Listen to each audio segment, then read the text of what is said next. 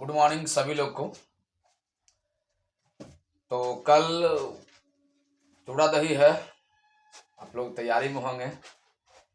कुछ लोग तो 2-4 दिन पहले से भी दही जमा के रखे होंगे, किसी किसी को भेजना होगा। जैसे हम ही को अब दही भेजना है तो हम चाह रहे हैं कि सुबह सुबह वीडियो बना लें और अपलोड कर दें। उसके बाद 12 बजे के बाद अपना दही चूड़ा में लग जाए, भेजना शुरू कर दें। तो जो लोग नहीं पढ़ रहे हैं या मन से पढ़ रहे हैं या किचमिचा रहे हैं, तो उन लोग तो सोच रहे हो कि पढ़ाई नहीं हो तो ज़्यादा बेहतर है।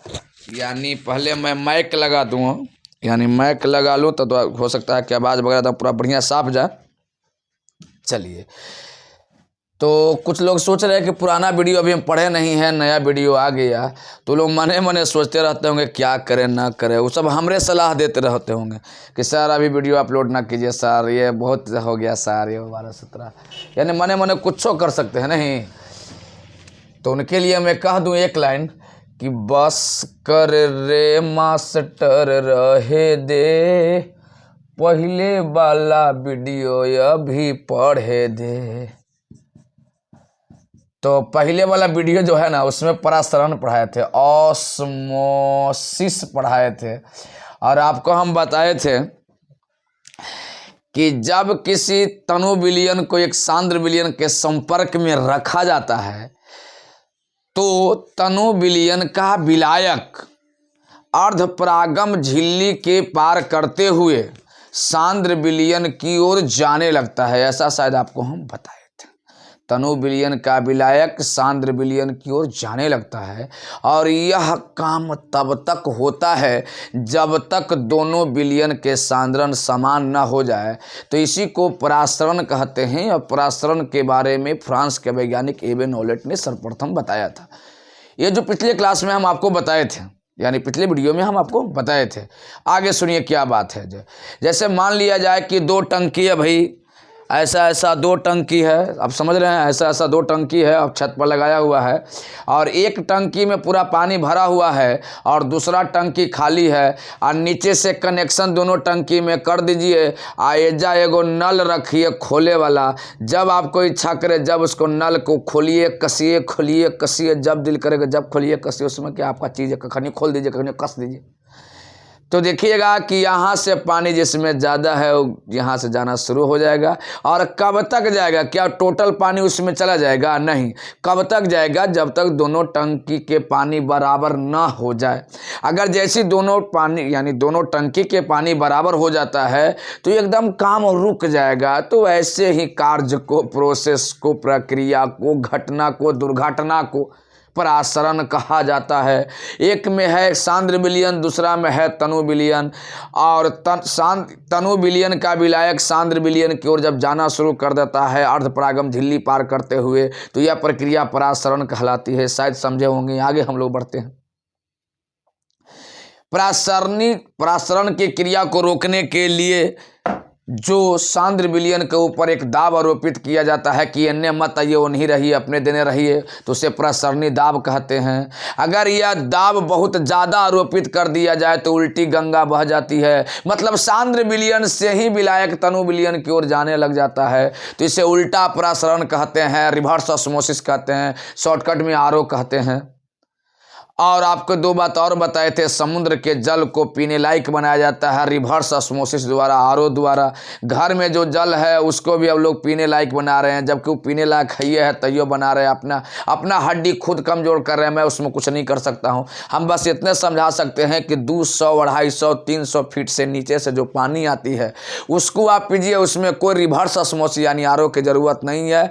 जितना होता है उसमें अर्धपरागम झिल्ली, सेमी परमेबल मेम्ब्रेन्स लगे हुए रहते हैं, उस सभी मिनरल्स को छाट देते हैं और खाली पानी विलायक को जाने देते हैं। तो जो शरीर को मिनरल्स चाहिए वो छट जाता है और धीरे धीरे आप कमज़ोर हो रहे हैं। तो अगर यानी तंदुरुस्त रहना है, स्वस्थ रहना है, तो आरओ वाटर को त्यागिए। सबसे पहले जितना भी शरीर को मिनरल्स चाहिए वो छट जाता है, वो आपको मिनरल्स नहीं मिल पाएगा। हम लोग आगे देखते हैं। यानी परासरणी दाब हम लोग कल पढ़े थे कि परासरण की क्रिया को रोकने के लिए जो दाब आरोपित किया जाता है सांद्र विलयन के ऊपर से, उसी को परासरणी दाब कहते हैं। कल हम बताए थे आप लोग को परासरणी दाब, ऑस्मोटिक प्रेशर, ऑस्मोटिक प्रेशर कल हम बताए थे, और प्रसरणी दाब को कैपिटल पाई द्वारा सूचित किया जाता है। यह ध्यान रखेंगे, प्रसरणी दाब को कैपिटल पाई द्वारा सूचित किया जाता है। मैं आगे बढ़ता हूं। एक साइंटिस्ट थे, चलिए, ये साइंटिस्ट का नाम है Van't Hoff. Van't Hoff, Hindi में लिख देते हैं वांट हॉफ। देखिए, हिंदी में ऐसे लिखेंगे, अंग्रेजी में ऐसे लिखेंगे, वांट हॉफ। वांट हॉफ का जो घटना है, दुर्घटना है, वो 1887 का है। ऐसे परीक्षा में 1887, 1885 ये सब नहीं पूछा जाता है। 87 रह ली कि 85 रह ली। आप साइंस पढ़ते हैं, आपको इतिहास से मतलब नहीं है कि अकबर कब गले कब अल, बाबर कब मरा, बाबर कब आया, प्रथम विश्व युद्ध कब हुआ, कब शुरू हुआ, कब खत्म हुआ, वो सब इतिहास के बच्चों के लिए रटते रहिए, इतना फलना ढकना सब करते रहिए। हम लोग के लिए झूठ मोटी तसल्ली के लिए लिखते हैं आपको कि शायद कुछ पता चल जाए। ये मात्र तसल्ली के लिए, परीक्षा में इससे कोई मतलब नहीं है, दूर दूर तक रिलेशन तक नहीं है कि 1887 में दिया कि 1987 में दिया कि 2087 में देगा, इससे कोई कहीं रिलेशन नहीं। सिर्फ तसल्ली के लिए, आपको तसल्ली हो जाए बस।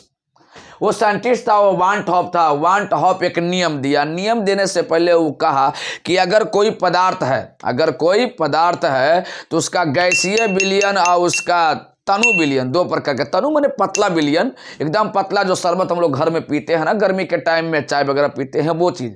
यानी किसी पदार्थ के गैसीय अवस्था और तनु विलयन में काफ़ी समानता पाई जाती है। ये सबसे पहले इसके जानकारी दिया वांट हॉफ ने दिया 1887 ईस्वी में। और जब वह समानता पाया जाता है, वो देखा तो कहा कि ऐसा है कि इसके लिए हम सिद्धांत देना चाहते हैं, आप लोग ऑर्डर करो तो मैं दे देता हूं।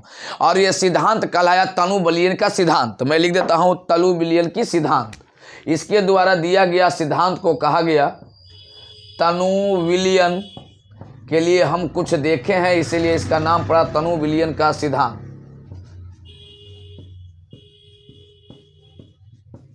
सिद्धांत यानी डाइल्यूट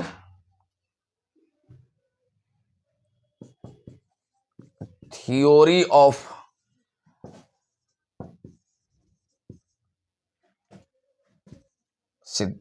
डाइल्यूट सॉल्यूशन।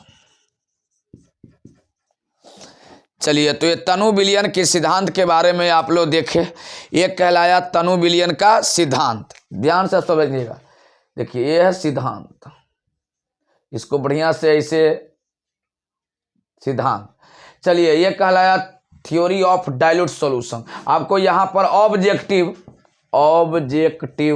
यही क्या आएगा सुन लीजिए बढ़िया से, कई बार आया है कि तनु विलयन का सिद्धांत किसने दिया। 4 गो मंगरू के नाम रहेगा। पहला रहेगा अवगाद्रो साहब, दूसरा रहेगा माने जो भी हो, मान लिया जाए कि आपके हिसाब से जॉन डाल्टन के नाम हो जाए। चलिए, आपके हिसाब से गै लुसाय का हो जाए, रिचर का हो जाए, जोसेफ प्रोस्ट का हो जाए, जे थॉमसन का हो जाए, रदरफोर्ड का हो जाए, गोल्डस्टीन का हो जाए, नील्स बोर का हो जाए, और अंतिम में वांट हॉफ का हो जाए। तो कितना भी ऑप्शन में अगर चुनना रहेगा, जैसे मेरे 10 ऑप्शन में चुनना है कि तनु विलयन का सिद्धांत किसने दिया, तो वांट हॉफ। 4 गो में चुनना है तो वांट हॉफ, अकेले चुनना है वांट हॉफ। ठीक उसी प्रकार आपका नाम याद रखना, जैसे कोई अपने गार्जियन का नाम याद रखते हैं। जैसे रेलवे वाला बच्चा, एसएससी वाला बच्चा की स्थिति, मानसिक स्थिति धीरे धीरे रटते रटते इतना खराब हो जाती है कि उनको कोई भी क्वेश्चन दो तो सीधे ऑप्शन ही मांग लेते हैं कि ऑप्शन दीजिए, तुरंत टिक मारेंगे, क्योंकि ऑप्शन रटे की उनकी आदत हो गई है। गलती से एक बार हम पूछ दिए पापा के कान में, धड़ल्ले से बोल दिया ऑप्शन दीजिए। हम लोग जोर मंगर हुआ, तुरा का समझावे हम। अरे एक में भी चुनना रहेगा, एक सीट पर लड़ना सीखो। जैसे देश के प्रधानमंत्री और राज्य के मुख्यमंत्री एक सीट पर लड़ता है। एक बार याद रखना सीखो कि तनु विलयन का सिद्धांत किसने दिया, तो वांट हॉफ ने दिया। वांट हॉफ ने जो नियम दिया उसको खुद नहीं समझ में आया कि हम कहे कुछ, उसको खुद समझ में नहीं आया। वो कहा कि किसी तनु विलयन के प्रसरणी दाब उस दाब के बराबर होता है जो विलय उस विलयन पर डालता है। देखिए, उसको खुद समझ में नहीं आ रहा वो क्या कह रहा है। फिर से हम एक बार कहते हैं, हमको भी समझ में नहीं आता है तनु विलयन का क्या है। वो कहा जगह समझ में नहीं आया। वो कहा किसी तनु विलयन का प्रसरणी दाब उस दाब के बराबर होता है जो विलयन में बिलियन पर विलेय डालता है, विलेय उस बिलियन पर दाब डालता है। आगे चल करके जब इसको खुद समझ में नहीं आया तो वांट हॉफ के कुछ दोस्त था, जैसे हमारे भी कुछ मित्र हैं, वो कहा कि नहीं मास्टर ऐसे नहीं, हम समझाते हैं। तू अपन नाम व्याख्या कर ही लिया कि तनु विलयन के सिद्धांत हमने दिया है, लेकिन तुम क्या बता रहे हो, क्या पढ़ा रहे हो, समझ में नहीं आ रहा है। हम तोरे नियम के लेकन के अब हम समझाते हैं। उसका दोस्तवा कह रहा है, और दोस्तवा का नाम शायद आप लोग जानते होंगे। चलिए एक बार अपने सदनी हमरा बताइए तो, विज्ञान के परिभाषा सबसे पहले किसने दिया, चलिए बताइए। नहीं, चलिए छोड़िए, तो आपको हम बता देंगे। उनका दोस्त था दो गो, एगो चार्ल्स था, एगो बॉयल्स था। शायद आप लोग चार्ल्स और बॉयल का नाम सुने होंगे। तो विज्ञान के सबसे पहला परिभाषा अगर देने वाला कोई था तो वह था रॉबर्ट बॉयल। याद रखिएगा, विज्ञान का सबसे पहला परिभाषा दिया था रॉबर्ट बॉयल। आई दोस्त था वांट हॉफ का, वो दोस्त को समझा रहा है कि देख दोस्त भाई, तू तो नियम दे ही दिया, समझ में तो नहीं आया, हम समझा देते हैं, ठीक है। कहा कि तो ठीक है भाई, नियम हमरे रहलो, समझाइए तू। कहा कि कोई दिक्कत नहीं, हम समझा देंगे भाई, तू आदेश तो कर, इजाजत तो दे भाई, हम समझा देंगे, तू तो नहीं समझा पा रहा है। तो रॉबर्ट जो बॉयल उसका दोस्तवा था, वो समझावे में लग गया। और देखिए कैसे समझाता है जी।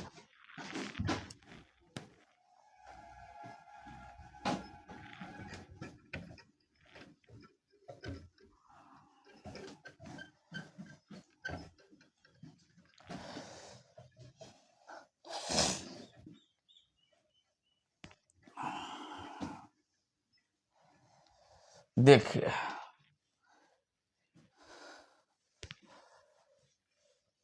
हम लोगों को समझ सको तो समझो दिलबर जानी, जितना भी समझोगे उतनी होगा हैरानी, फिर भी दिल है हिंदुस्तानी, फिर भी दिल है हिंदुस्तानी। चलिए अब हम लोग चलते हैं तनु विलयन के लिए नियम, है ना। चलिए, theory of dilute solution, theory यहां मैं लिख देता हूं, थ्योरी ऑफ डाइल्यूट सॉल्यूशन।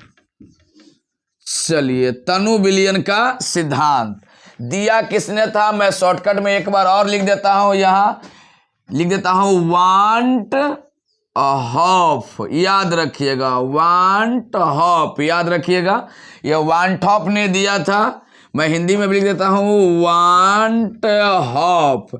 मैं जानता हूं हिंदी में नहीं लिखूंगा तो कहेंगे पैसा लाओ मास्टर हमार, अंग्रेजी हमरा समझ में नहीं आता, हिंदी में लिखना है तो ठीक है, नहीं तो पैसा लाओ।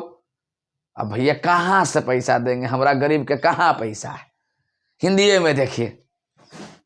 चलिए अब ध्यान दीजिए इधर, ये थ्योरी आगे चल के कई भागों में बट गया था। जो हम लिख रहे हैं पहिलका नियम, फर्स्ट लॉ, ये पहिलका नियम दिया था वांट हॉफ।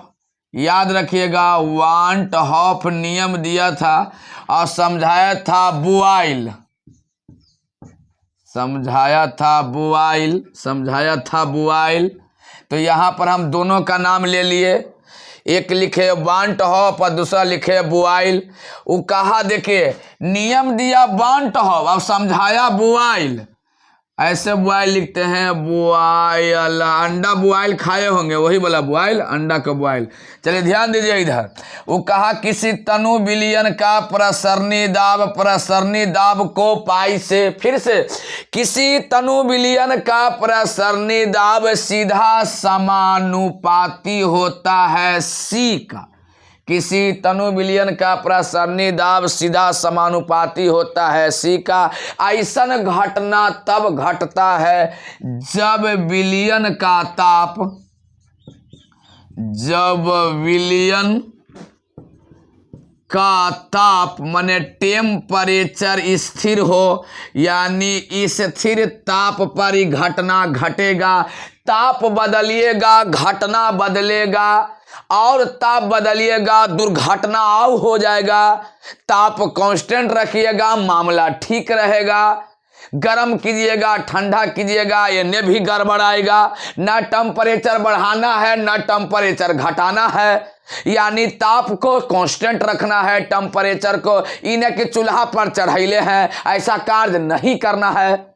यानी इस स्थिर ताप पर किसी तनु विलयन का प्रसरणी दाब विलयन के सांद्रण का सीधा समानुपाती होता है। शायद याद हो गया होगा। फिर से, इस स्थिर ताप पर किसी तनु विलयन का प्रसरणी दाब विलयन के सांद्रण का सीधा समानुपाती होता है। लास्ट बार दही चीनी के, स्थिर ताप पर किसी तनु विलयन का प्रसरणी दाब सांद्रण का सीधा समानुपाती होता है। सांद्रण का मतलब हमर नतोर विलयन के सांद्रण का सीधा समानुपाती होता है, डायरेक्टली प्रोपोर्शनल टू। यानी ऑस्मोटिक प्रेशर जो होते हैं वो जो कंसंट्रेशन ऑफ सॉल्यूशन के डायरेक्टली प्रोपोर्शनल टू होते हैं एट कांस्टेंट टेम्परेचर पर। मतलब जो कांस्टेंट अगर टेम्परेचर रहेगा तो उस पर जो होता है osmotic pressure any solution directly proportional to concentration of solution. शायद आप समझ रहे होंगे। यानी इस समानुपाती, जब दिल करे कि समानुपाती हटा लें तो हटा लीजिए, आपका चीज है, हटाइए लाइए, आपका चीज है। हम रोके वाला कौन होता है? आपका चीज है, समानुपाती हटा दिए। लेकिन इतना सलाह जरूर देंगे कि कांस्टेंट जरूर लगाइएगा, यानी K/C। लेकिन अभी ठहरिए, आप चाहिएगा तो ऐसे भी कर सकते हैं, लेकिन रुकिएगा इसी लाइन पर, ये रुकिएगा। समानुपाती को रहने दीजिए, अभी मत हटाइए। हटावे लगे हम कहेंगे, हम माना नहीं करेंगे, आपसे पहले तो हम हटा देंगे, लेकिन थोड़ा सा रुक जाइए। यहाँ C मने पता नहीं चल रहा है कि सांद्रण किस रूप में है। सांद्रण को व्यक्त करने के लिए आपको हम विधि बताए थे 8 गो। पहला बताए थे द्रव्यमान प्रतिशत, दूसरा आयतन प्रतिशत, और तीसरा द्रव्यमान आयतन प्रतिशत, और चौथा मोलरता, और पांचवा मोललता प्रेमलता के बहिन मोललता, और छठा बताए थे नॉर्मलता, और सातवां बताए थे मोलंस मोल फ्रैक्शन, और आठवां बताए थे पीपीएम पगला पगली। इन समझते रहिए, अपन घर का नाम ले लीजिए आप, यानी पीपीएम पढ़ाए थे आपको हम। यहां सांद्रण किस रूप में है ये लिख देते हैं यहां कि विलयन का सांद्रण, विलयन का सांद्रण 8 में से एक बार किसी न किसी का नाम लेना पड़ेगा। एक बार हमसे एक व्यक्ति पूछे इंटरव्यू में कि आपका एक ऐसा दोस्त, आप एक अपने दोस्त का नाम बताइए जो सबसे जिगरी है, जो कभी आपको धोखा नहीं दे सकता है। करोड़पति में हमसे पूछा गया था तो मैं 5 करोड़ का लात मार दिया था, लेकिन उनका नाम हम नहीं बताए कि हमरा कौन धोखा दे सकता है। छोड़ दिए, उनका नाम हम नहीं लिए। आगे देखते हैं, यहां पर किसी न किसी का नाम लेना है। हम नाम नहीं लिए अपने दोस्त का, हम जानते हैं कि धोखा वो हमरा देगा, जानते हैं, वो भी जानता है कि मास्टर का हम धोखा देंगे, लेकिन हम उनका नाम नहीं लिए। 5 करोड़ का लात मार दिए, लेकिन आपको नाम लेना पड़ेगा। 8 में ने किसी न किसी का, हमरा सबसे पसंद है उसका नाम ले रहे हैं, एम। ये हमरा सबसे पसंद नाम है। अब एम का मतलब क्या होता है मैं लिख देता हूं, मोलरता। ये सबसे पसंद के रूप में हो, रूप में हो, यही एम, ये हमारा सबसे पसंदीदा नाम। तब पहले हम चाह रहे हैं कि समानुपाती हटाने से पहले, देखिए ना हटाए, यही मना कर रहे थे। आप चाहते तो डायरेक्टली आप हटा देते, लेकिन हम मना कर दिए कि ऐसा नहीं करना है। समानुपाती को रहे देना है, हटाना नहीं है।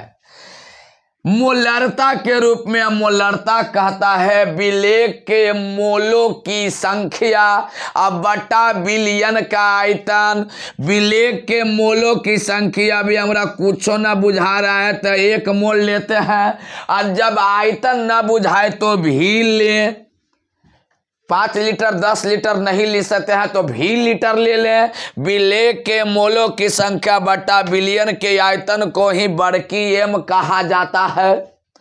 यानी सांद्रण को हम मोलरता के रूप में लिखे तो 1/v हो गया, पाई समानुपाती। अब समय आ गया इनको भगाने का, इसलिए पहिलका लाइन में हम नहीं भगाए थे, भगा के लिखे थे। तो लिख दीजिए के, और 1/v है तो भी चलाइए। ए भैया भी आप इधर आइए, यानी पाई भी इक्वल टू के गुना 1 बराबर के। अब देखिए क्या हो गया, यहाँ पर कुछ नहीं तो गुना छिपल है। अब इसी बात को हम बढ़िया से 75 बार बोलने जा रहे हैं। किसी तनु विलयन का प्रसरणी दाब और उसके आयतन का गुणनफल एक कांस्टेंट होता है, जहां के क्या है तो कांस्टेंट है, स्थिरांक है भैया। कोई पूछे स्थिरांक है, कांस्टेंट है, के क्या है तो कांस्टेंट है, याद रखिएगा। फिर से एक बार, किसी तनु विलयन का प्रसरणी दाब, किसी तनु विलयन का प्रसरणी दाब और उसके आयतन का गुणनफल क्या होता है तो एक कांस्टेंट होता है। फिर से, किसी तनु विलयन का प्रसरणी दाब और उसके आयतन का गुणनफल क्या होता है तो एक कांस्टेंट होता है भैया, याद रखिएगा। तो इसको सबसे पहला काम स्क्रीनशॉट ले, तब इनको हम बॉयल को अभी विदा करेंगे, बांट को रखेंगे। इनका 3-4 गो दोस्त साथ सभी दोस्त मिलके मदद किया इस नियम को बनाने में, यानी थ्योरी ऑफ डाइल्यूट सॉल्यूशन बनाए तो बाउंड ऑफ, लेकिन बाउंड ऑफ से संभला नहीं। तब उनके दोस्तवा आया और मदद किया। 3 गो दोस्त को हम बुलाएंगे। पहला दोस्त कौन है तो बॉयल्स। बॉयल्स अपना काम खत्म हो गया, अब इनका दूसरा दोस्त आने वाला है। पहले इसका स्क्रीनशॉट लें, उसके बाद हम लोग इसका दूसरा दोस्त को बुलाते हैं।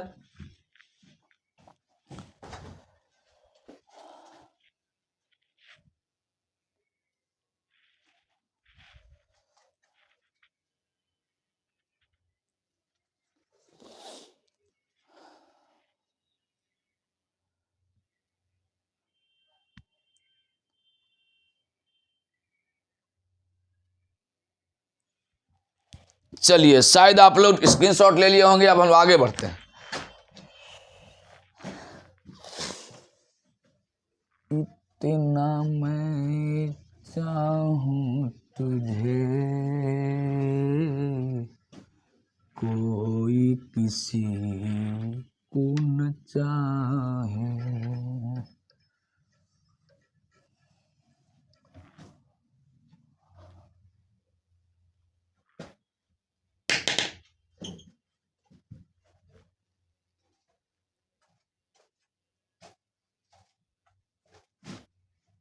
चलेगा कि नहीं? ठीक है।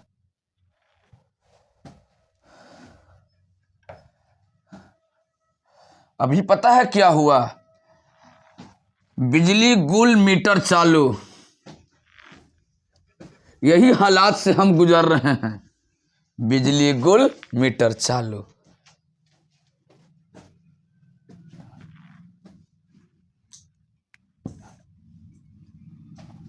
चलिए, इनका दूसरा नियम,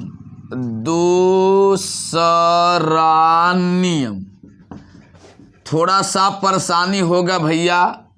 बिजली चली गई है, अब बिजली चली जाएगी तो परेशानी होगा ही। पहले रहता है तो बहुत अच्छा लगता है, बिजली थी ना तो अच्छा लगता है।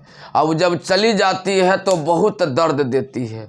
अब चली गई है तो हम क्या कर सकते हैं, हम भी दर्द झेलेंगे, थोड़ा बहुत आपको भी झेलवाइबे करेंगे। थोड़ा सा तो कष्ट होगा, वो रहती है तो बहुत अच्छा रहता है। एक हमारे जैसा व्यक्ति दिन में आंख बंद करके सपना देख रहा था कि वो रहती तो ऐसा होता, वो रहती तो वैसा होता, वो रहती तो वैसा होता, वो रहती तो वैसा होता। अगर वो न रहती तो मां कसम बहुत पैसा होता। सब तो लुटा दिए, हो गई नी कंगाल। चलिए दूसरा नियम, वन टॉप दिया था, नियम समझाया था चार्ल्स।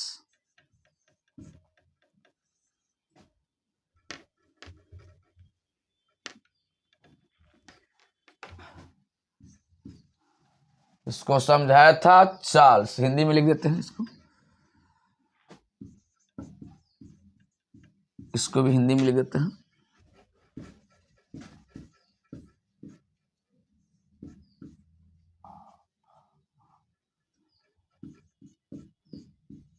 चलिए हिंदी एकदम हिंदी लिख दिए, बड़ा दिक्कत होता है अंग्रेजी फंग्रेजी लिखे में। वन टॉप और चार्ल्स, एकदम प्योर हिंदी में हम लोग आ गए। वन टॉप नियम दिया, चार्ल्स समझाया कि कहा कि किसी तनु विलयन का प्रसरणी दाब परम ताप का सीधा समानुपाती होता है। देखिए ये टी है, परम ताप है, एब्सोल्यूट टेम्परेचर। ऐसा कब होगा? जब विलयन का सांद्रण, विलयन का सांद्रण, सांद्रण कभी भी याद रखिएगा, सांद्रण को डिनोट कीजिएगा सी से, स्थिर हो। याद रखने वाली बात है कि सांद्रण को डिनोट करते हैं किससे? सी से। अगर सांद्रण आपका कांस्टेंट है तो विलयन का सांद्रण कांस्टेंट है तो आप लिख सकते हैं पाई समानुपाती टी। यानी किसी तनु विलयन का प्रसरणी दाब विलयन के ताप का सीधा समानुपाती होता है। कैसन ताप? तो परम ताप, एब्सोल्यूट टेम्परेचर। किसी तनु विलयन का प्रसरणी दाब विलयन के परम ताप का सीधा समानुपाती होता है जब विलयन का सांद्रण स्थिर हो। अब देखिए ये समानुपाती हटाएंगे दोस्तों, अब कांस्टेंट ले आवेंगे K इंटू टी। अब जैसे हम टी लाए तो ऐसा कहते ए भैया टी इधर आइए और इधर बच गया K। तो K क्या है लिखना पड़ेगा, K क्या है तो K बराबर कांस्टेंट, अंग्रेजी नहीं, अंग्रेजी नहीं, अंग्रेजी नहीं, हिंदी स्थिरांक। देखिए यहां अंग्रेजी हम लिख रहे थे, सब में टार उतार के हिंदी कर दिए उसको, स्थिरांक। चलिए के क्या है तो स्थिरांक है, कांस्टेंट है। चलिए आगे चल के हम इसी के का नाम बदल के आर रख देंगे और उसका वैल्यू दे देंगे सॉल्यूशन कांस्टेंट, जिसका वैल्यू बताएंगे 0.082। अभी लेट है, थोड़ा सा वेट कीजिए अभी। चलिए तो ये था दूसरा नियम, फिर से एकदम लास्ट बार बढ़िया समझेंगे। दूसरा नियम दिया था बाउंड टॉप, उसका दूसरा था चार्ल्स। वो चार्ल्स कहा कि देखो भाई किसी तनु विलयन का प्रसरणी दाब विलयन के परम ताप का सीधा समानुपाती होता है। कब? जब उसका विलयन का सांद्रण स्थिर रहेगा तब।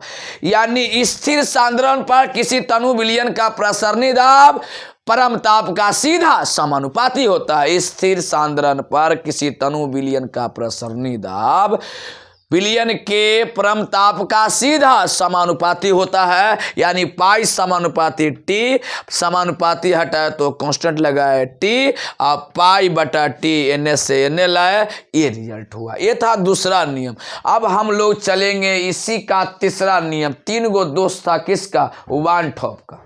जिसका स्क्रीनशॉट ले उसके बाद हम लोग चलते हैं, ठीक है? इसका स्क्रीनशॉट ले पहले।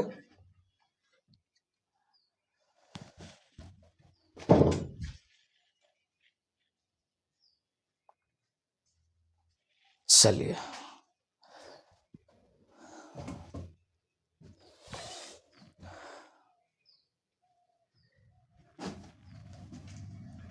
चलिए आगे बढ़ते हैं।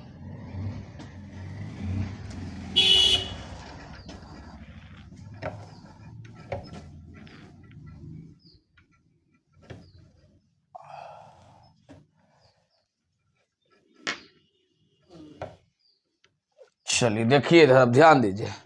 तीसरा नियम, तीसरा नियम, बिजली तो नहीं है, बिजली तो चली गई। अरे उनका काम है आना जाना, उनकर फेर में हम ना है, हम अपन काम करे में लगल, जाय दीजिए उनको। जिनको जाना है जैव करेंगे, जिनको कांस्टेंट है वो ठहरवे करेंगे। करेंट बिजली तो वेरिएबल है, आते जाते रहेंगे। कांस्टेंट तो मैं हूं, हमेशा रहूंगा तेरे साथ। कसम खा के कहो। तीसरा नियम दिया था want of, want of, want of, समझाया था अवगाद्रो, अवगाद्रो। ये दोस्त था बानठॉप के। जे बानठॉप के बगल में रहेगा ना, समझिएगा कि बानठॉपवा के दोस्त है, याद रखिएगा। बानठॉप के बगल में जो रहेगा वो बानठॉपवा का दोस्त है। वो कहा कि किसी तनु विलयन का प्रसरणी दाब विलयन में उपस्थित विलेय के मोलों की संख्या या अणुओं की संख्या का सीधा समानुपाती होता है। ऐसा कब होगा? जब विलयन का सांद्रण, सांद्रण C से और ताप T से, और ताप स्थिर हो, स्थिर हो। चलिए लिख दिए। समानुपाती हटाइएगा तो आ जाएगा K इंटू N। ए भैया N तनी हेने अब हो तो लिख दिए पाई बटा N is equal to K। तो ये था वांट ऑफ अवगाद्रो नियम। तो जो हम लोग तीनों नियम देख लिए, अब तीनों नियम को हम मिलाने जा रहे हैं। सबसे पहले इसको स्क्रीनशॉट ले, उसके बाद मिलाने की प्रक्रिया, यानी पहला नियम, दूसरा नियम और तीसरा नियम, ये तीनों नियम को हम मिश्रित करने जा रहे हैं। खूब बढ़िया समझिएगा। चलिए आ गई, देखिए एकदम चकाचक हो गया। मेरा भी चेहरा एकदम चकाचक नजर आ रहा है, लेकिन जब चल जाती है ना, माँ कसम बहुत दर्द देती है। जब आ जाती है तो देखिए कितना अच्छा लगता है। छोड़िए, अब हटाइए वो बात को, पहले तो स्क्रीनशॉट ले, उसके बाद हम लोग बात करते हैं। ठीक है, जल्दी स्क्रीनशॉट ले। बहुत दर्द होता है भाई, क्या करें, कुछ नहीं कर सकते। और जाते समय बहुत बढ़िया से कह के जाती है, अपना ख्याल रखना। अब तो हम जा ही रहे हैं, हमू कहे कि ठीक है, अपना भी ख्याल रखना। और बस इतने कह के चली गई बिजली रानी। चलिए तीसरा नियम हो गया। अब तीनों नियम को हम मिलाने जा रहे हैं। ठीक है, चलिए। हमारे बात को ज़्यादा सीरियस नहीं लेना है, आपको मैं पहले कह देता हूँ, हमारे बात को ज़्यादा सीरियस नहीं लेना है। ठीक है, हाँ सीरियस लेना है तो इधर सीरियस लीजिए, हमारे बात को सीरियस नहीं लेना है। चलिए छोड़िए सब बातें, चलिए स्क्रीनशॉट ले लिया ना, आगे बढ़ते हैं हम लोग। चलिए अब तीनों नियम को हम लोग मिलाने जा रहे हैं।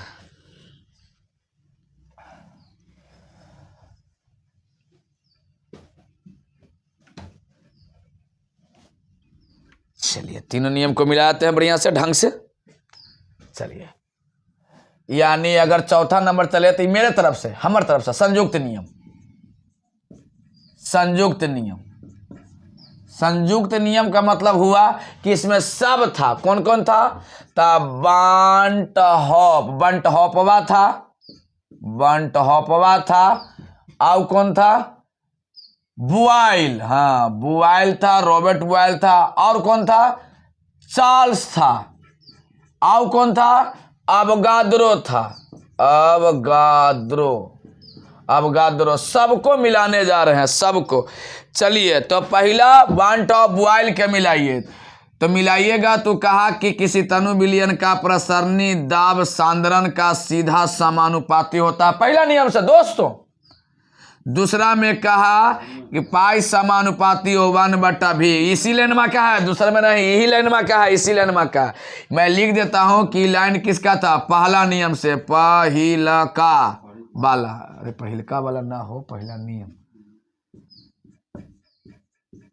पहिलका वाला तो कबे चल गए, ये भी पहिलके नियम से है, पहिलका नियम से। चलिए फिर कहा कि पाई समानुपाती T, ये दूसरका नियम से, दूसरका वाला नियम। ऐसे लिख देते हैं, से लिख ही देते हैं ठेठ में ताकि आप समझ जाए। से ताकि आप एकदम ठेठ में समझ जाए। और तीसरका वाला कौन था? पाई समानुपाती एन, ये तीसरका वाला से, तीसरा नियम से शायद आप समझ गए होंगे। अब ध्यान देते हैं हम लोग।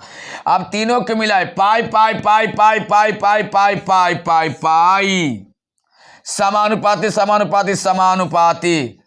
अब देखिए ई लिखिए चाहे ई लिखिए, तो ऐसा करते हैं कि हमको सी नहीं लिखना है तो 1/v लिख देते हैं, और 1/v। फिर टी लिखना है तो इंटू देके टी, फिर एन लिखना है तो इंटू देके एन। चलिए अब इसी को हम थोड़ा सा कैलकुलेट कर लेते हैं, इधर ध्यान से समझिएगा, इसी को कैलकुलेट कर लेते हैं। एक लाइन हम थोड़ा सा यही बढ़ा लेते हैं, समानुपाती हटाएंगे, समानुपाती हटाएंगे तो पाई बराबर यानी K into 1/v into T into N हम लिख सकते हैं। देखिए बढ़िया से, ए भी एने आबा हो, केने आबा, एने भागा में ही पट्टी गुना में, जल्दी बोला रिजल्ट, पाई भी इज इक्वल टू, देखिएगा बच गया के एक टी एन, के एक टी एन, एक टीन है ना, एक टीन। चलिए तो हम लिखते हैं पाई भी बराबर, अगर हम लिख देते हैं एन, अच्छा के रह देते हैं, उसके बाद टी रह देते हैं, उसके बाद एन रह देते हैं। चलिए के बराबर यदि आर हो, के बराबर यदि आर हो, के बराबर यदि आर हो, तो पाई भी बराबर हम लिख सकते हैं एन को आगे करके एन आर टी लिख सकते हैं। पाई भी बराबर एन आर टी, जहाँ लिखना पड़ेगा कि आर क्या है, तो R is solution constant, R is solution constant, R is solution constant यानी विलियन स्थिरांक, विलियन स्थिरांक, विलियन स्थिरांक, विलियन स्थिरांक, जिसका वैल्यू होता है आर बराबर 0.0821 लीटर एटीएम पर मोल पर केल्विन, लीटर एटीएम पर मोल पर केल्विन, ध्यान में रखिएगा, लीटर एटीएम पर मोल पर केल्विन, पर मोल का मतलब मोल के पावर -1 और केल्विन पावर -1। तो ये हम लिखे आर का वैल्यू पर मोल पर केल्विन, ध्यान से देखिएगा। हमने क्या लिखा, आपको आर का वैल्यू लिखा, यानी 0.0821 लीटर एटीएम पर मोल पर केल्विन। फिर से लीटर, देखिए यहाँ से आर का वैल्यू समझिएगा तेजी में, आर का वैल्यू क्या लिखे 0.0821 लीटर एटीएम पर मोल पर केल्विन। ये सॉल्यूशन कांस्टेंट का वैल्यू होता है। जब आपका आयतन लीटर में हो और प्रेशर एटीएम में हो तो ई वाला वैल्यू भरेंगे, ठीक है, याद में रखिएगा। जब आयतन विलियन का आयतन लीटर में हो और उसका प्रेशर किस में हो, एटीएम में हो, तो ई वाला वैल्यू भरेंगे। ऐसा आर का वैल्यू 4 गो होता है, क्या होता है 4 गो, लेकिन सॉल्यूशन में इसी वैल्यू से आपका न्यूमेरिकल बनेगा, इसी वैल्यू से ही आप लोग अगर गैसियस स्टेट पढ़ेंगे तो वहां पर हम आर के वैल्यू 4 गो बताते हैं, लेकिन हम चारों के यहाँ कोई जिक्र करने नहीं जा रहे हैं, ना हम गैसियस स्टेट पढ़ा रहे हैं और ना हम किसी का जिक्र करने जा रहे हैं। हमें जो काम है मैं उसी का जिक्र करूंगा। हमें आर का वैल्यू चाहिए जो यहाँ पर उपयोग होता है। गैसियस स्टेट पढ़ाते हैं तो वहाँ अलग वैल्यू बताते हैं। तो आर का वैल्यू 0.0821 लीटर एटीएम पर मोल पर केल्विन। आर क्या है, तो विलियन स्थिरांक का सॉल्यूशन कांस्टेंट है। के जगह पर आर क्यों रखे, ध्यान से सुनेंगे। जैसे आपके पास एगो खाली शर्ट है धोबल, बस धोबल शर्ट, एगो यही शर्ट के आयरन करके है, तो आप ही बताइए कौन वाला पहनिएगा, खाली धोबल शर्ट की धो के आयरन करके। तो के है जो खाली कांस्टेंट है, आर है जो सॉल्यूशन कांस्टेंट है, मतलब ई खाली शर्ट है, आई आयरन करल शर्ट है। ऐसे समझिए, ई सादा रोटी है, ई रोटी में पनीर भरल है, कौन वाला खाइएगा बोलिए। ई है सादा तंदूरी रोटी है, ई पनीर है भरल, तो कोई कहे कि ना पनीर वाला ये ना सर, तब ये पनीर वाला दे दिया कि के जगह पर आर आर बराबर फलना। यानी जो फार्मूला आया पाई भी बराबर एन आर टी, क्या फार्मूला आया, पाई भी बराबर एन आर टी। यहाँ से आपको जिस चीज का वैल्यू चाहिए, जिस चीज की वैल्यू चाहिए आप आसानी पूर्वक से निकाल सकते हैं। यानी पाई का वैल्यू चाहिए तो पाई निकाल सकते हैं, भी चाहिए तो भी निकाल सकते हैं, एन चाहिए तो एन निकाल सकते हैं, आर का तो दे ही दिए, टी चाहिए तो टी निकाल सकते हैं। ऐसे क्या क्या दे रहता है सुन लीजिए। टी का वैल्यू दिया हुआ रहता है, आर का वैल्यू हमने दे दिया। यही 3 गो में कोई आपको निकालने के लिए रहेगा, या तो पाई निकालने के लिए रहेगा, या तो भी निकालने के लिए रहेगा, या तो एन निकाल। जनरली पाई ही निकालने के लिए रहता है। जनरली जो न्यूमेरिकल हम कल बनवाएंगे उसमें पाई बनाने के लिए। तो कल तो हो गया भाई दही चूड़ा। उम्मीद है कि कल आपके पास वीडियो नहीं पहुंचेगा, इसीलिए आज हम कह दिए कल मेरा इंतज़ार नहीं कीजिएगा। इंतज़ार लेकिन माँ कसम गजब होता है। आप शायद कभी जीवन में किसी का इंतज़ार किए होंगे, हम तो आज भी इंतज़ार कर रहे हैं कब उनका फ़ोन आ जाए, लेकिन नहीं आता है दोस्त, क्या करें। कल मेरा इंतज़ार आप नहीं कीजिएगा। उम्मीद है कि कल एक शॉर्ट वीडियो मैं आपको भेजूं, कल एक शॉर्ट वीडियो भेजूं और उसमें कुछ कॉमेडी टाइप के रहेगा। हो सकता है पढ़ाई वगैरह तो ना हो, कुछ कॉमेडी टाइप के होगा। ये मैं हूँ, ये वो है, और ये दो दही चूड़ा की पार्टी चल रही है। तो देखिए, उम्मीद है कि उनका फोटो कल हम आपके पास भेजें, समझ रहे हैं ना। हाँ, तो देखिए अब कल होने दीजिए, आप वेट कीजिए, जरूर जाएगा, हो सकता है जरूर जाएगा। देखिए अब क्या है, इसमें विशेष कोई टिप्पणी हम नहीं करेंगे। अब देखिए कल का क्या होता है, नहीं प्रोग्राम। आप इसका स्क्रीनशॉट ले लें और बढ़िया से इसको स्टडी करें, ढंग से याद रखें, आर का वैल्यू याद रखें, फार्मूला याद रखें। मैं फार्मूला पुनः लिख देता हूँ, पी भी बराबर, सॉरी यार, पी भी नहीं, वो तो गैसियस स्टेट में पी भी, यहाँ चलेगा पाई भी बराबर ए ना टी। लेकिन ये गैसियस स्टेट से रखता है रिलेशन, उसमें खाली वह पी दाब है, यह पाई दाब है। क्लियर। तो गैस का दाब है, यहाँ विलियन का दाब हो गया, बात खत्म हुई। तो आज हम लोग यहीं तक रहने देते हैं, अगले क्लास में फिर देखेंगे। तब तक जय हिंद, जय भारत सभी लोग को। जाइए, मेरे तरफ से आप सभी छात्राओं को, सभी स्टूडेंट्स को मकर संक्रांति की ढेर सारे शुभकामना एडवांस में रहा। और जाइए एकदम गर्दा उड़ा दीजिए, जो आलू दम बनेगा ना उसको एकदम गर्दा उड़ा देना है, 3 कटोरी से कम नहीं मारना है। जाइए एकदम गर्दा उड़ा दीजिए, लेकिन बढ़िया से ढंग से पढ़ने के बाद। तब तक फिर अगले वीडियो में मिलते हैं।